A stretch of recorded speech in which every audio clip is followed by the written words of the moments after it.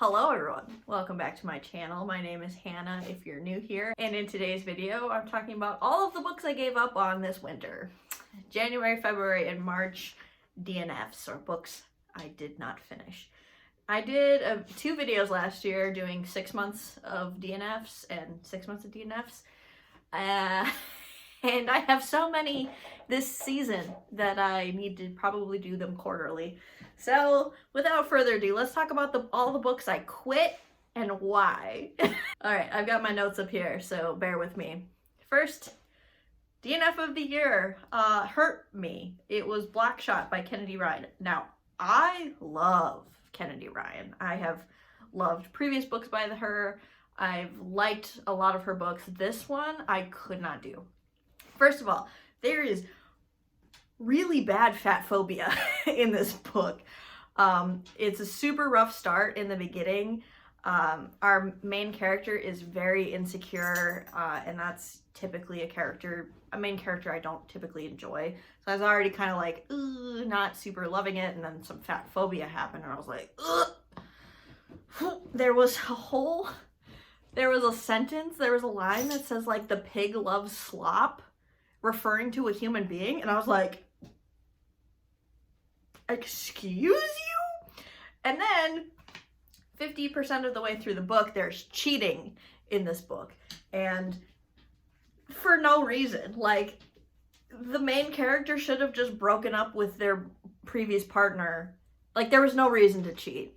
And like, their partner who got cheated on is a genuine nice human being. And so it's like, if you're gonna convince me that a couple should be together with a cheating plot line, the other person has to be a complete scumbag. Like, or I'm not gonna like it. And so when the cheating happened, I was like, nope, not gonna do it. I believe I was like 50% of the way through the book. Then we have The Right Move by Liz Tomford. I was only 11% into this book. So I was listening to this on audiobook, and I wasn't loving the main character, I wasn't loving the narration of this one. I wasn't like vibing with the narrator.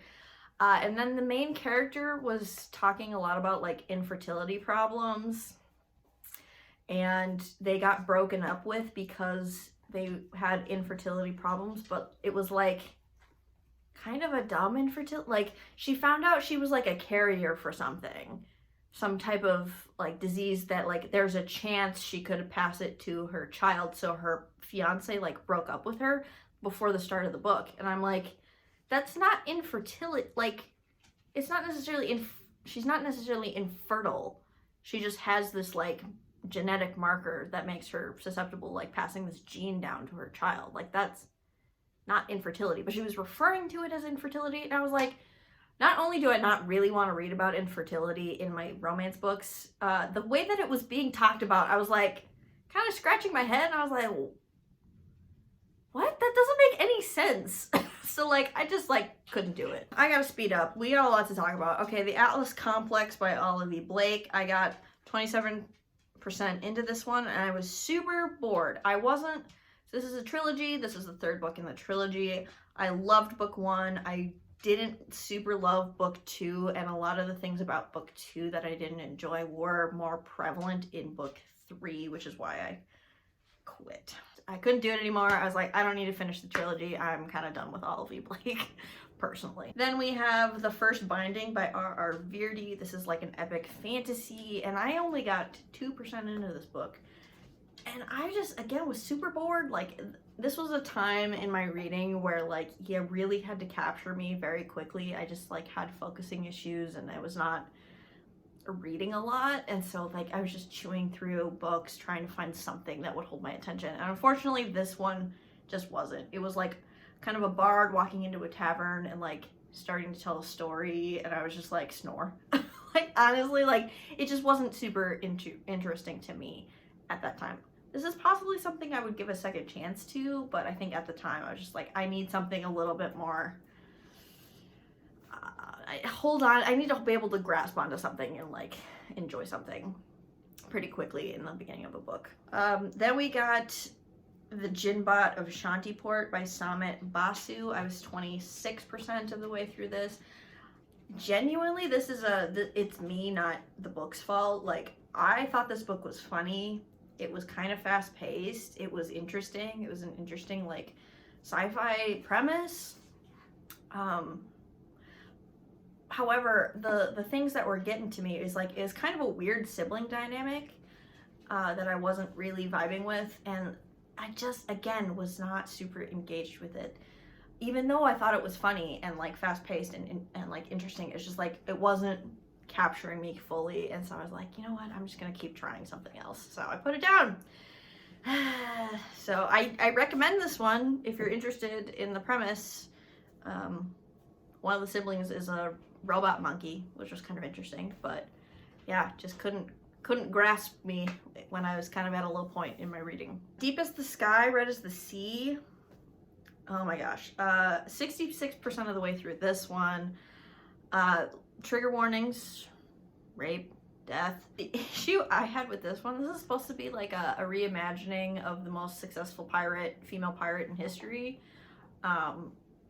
And it was supposed to be a fantasy retelling, and at the 66% mark, there was no fantasy, and I was like, so it's just a historical retelling of this person's life, and I was expecting a fantasy twist, and I don't like historical fiction. I just don't. It's not interesting to me. Oh, I also thought the main character was a little one-dimensional.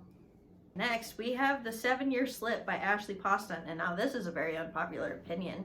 I quit this book at 27%, and I did it because I hated the main character, Clementine.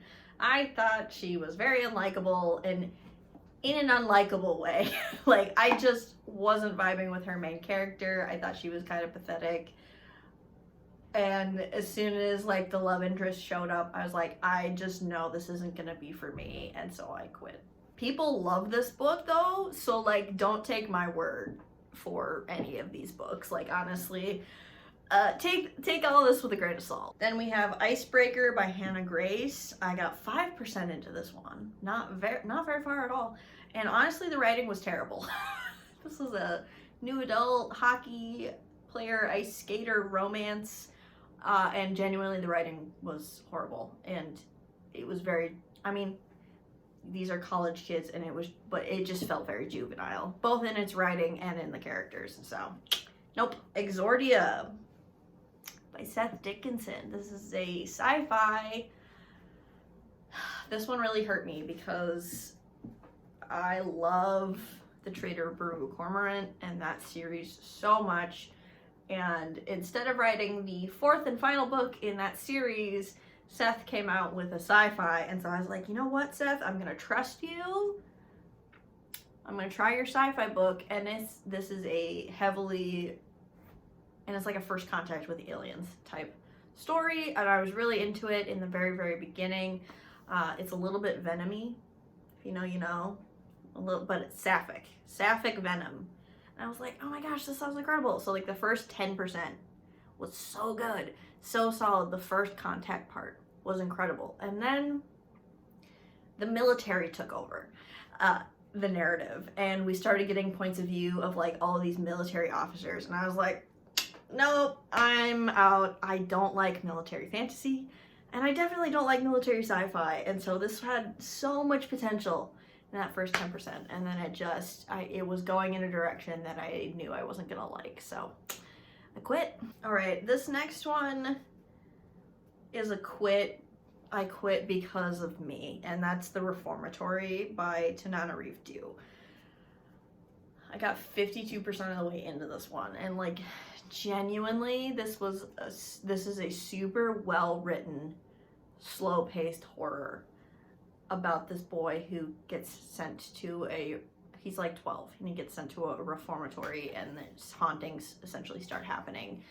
But the horror of this book is the real life atrocities that are actually happening to Black children and in the South during this time, and even, you know, somewhat today. And I just honestly couldn't handle the content. I was just so upset by what was happening to this boy and even his sister, who was trying to get him out of the reformatory. It went back and forth between the two of them. What was happening to both of them was so horrifying. I was just like, I can't do it. Like, Tananari was too good at creating atmosphere and making me feel things, and I was just feeling a little too much with that one. So I put it down because it was like, I just can't take the heartache any longer. Oh gosh. Daughter of the Forest by Juliette Marillier. I got 45% into this one, and there's a very trigger warning. Trigger warning right now. This child is raped by two men, and the fairies of this world like knew it was gonna happen, but they let it happen anyway because they believe she needs to suffer in order to break this curse that's on her family. And then the icing on top of the cake is that she gets pregnant from this atrocity, and she's grateful. She's grateful that she's pregnant, and she's like 13 or 14. And I was like, nope. And the whole premise is if she speaks a word, the curse can never be broken. So she is essentially silenced for the majority of the book. And she basically, the narrative is, oh, you have to suffer in order to break the curse. And like, you have to take on all of this suffering, including rape and all this pain in order to break the curse. And I was like, I cannot handle this anymore. And the lack of agency that this main character has, I was really upset by. And so I actively disrecommend. I actively recommend not picking this one up because it was so infuriating to me. I really was liking the writing, honestly. Like, I was really liking this book, and then that happens, and I was like, and then there's supposed to be a romance that happens after that between this like 14-year-old and then an adult man. I was like, what? No, thank you. All right, we're almost done. The last book, actually, we have to talk about is Swordcatcher by Cassie Clare. I got 46% of the way through this one, and I was bored to tears. I was like, where's the intrigue? Where's the fast pace? Where's the angst? Like, the characters were fine, but they weren't intriguing enough. It's like, there's nothing happening in the plot, and the characters were just fine. So there's nothing for me to like latch onto and like enjoy about this book. There was a lot of information coming at me, so it felt very info dumpy. There was no plot, and the characters were just okay. And I was like, I was really not expecting that from powerhouse Cassandra Clare. This one really missed the mark for me. Anyway, those were the 10 books, 10 or 11. I don't know, however many. I can't count. Those were the books I quit this winter. Should I give any of these a second chance? Ooh, there's a few books that I quit just because I was in a weird mood. So maybe I'll give those a second chance. But have you read any of these books? Do you agree with me? Do you disagree with me? Put it in the comments down below. I would love to have a chat about some of these. Do you give up on books? I clearly give up on a lot of books. So there you have it. Thank you so much for watching. I really appreciate you, and I will see you in another video of mine very soon. Bye.